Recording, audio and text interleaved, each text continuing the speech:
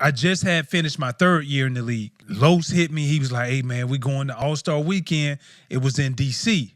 And so I was like, man, let's go. Let's hit it. I'm Chocolate ready. City.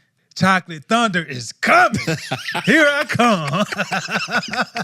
I'm packing my stuff. I'm getting ready to leave. I never forget this. My mother calls me and she says, Keo, you need to come home. And I was like, what I need to come home for? And she was like, your daddy ain't doing well. He's sick. So many thoughts went through my mind because listen, my dad was like tougher than woodpecker lips now. This dude is like beef jerky tough. I've never seen him have a common cold. And when she told me that, I didn't even fight it. I went home, you know, we went to the hospital and all of that stuff. And I found out, we all found out together, he ended up having glioblastoma, cancerous tumor that was on his brain. I was like, man, this my Superman. You know, we asked the doctor, can we get it cut out? And then the doctor was like, well, you don't really understand how serious this is because most people who have it, they're lucky to live a year at the longest. They just continue to deteriorate. So that was like pressure of me. And I'm just thinking like, man, I ain't never been through nothing like this before. So I go through the off season, spend as much time as I possibly can at home with my father. Because at that time, they told us like, well, we're giving maybe like, 10 to 12 months to live. We talk about the pressure, the stress, all of that was put on me. And this was just in the month of May.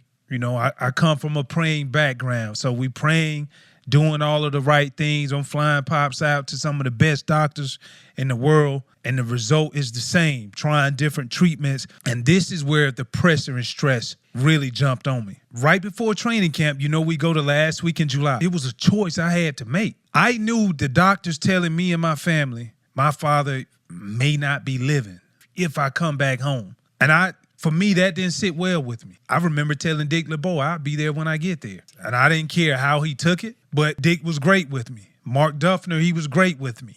Those guys said, just take your time. After a week being at home and still not being in training camp, I still didn't want to go. So they hit me again. And I was at my mother's house. And I remember I just went off. Fucking calling me like, you know what I mean? Like I went completely off. From that point when I hung up the phone, my parents saw like the stress and the pressure that was put on me because it was the pressure of like, I was always taught, family first. Now, I was also taught, be a man of your word. Whatever you say you're going to do, you do it. Whatever you're contracted out to do, you do it. That was my conflict of interest when it came to pressure. My mom and dad, they gave me the blessing. They was just like, what are you going to do here? They just kind of gave me that comforting feeling of like, your daddy going to be all right. Like, we got you.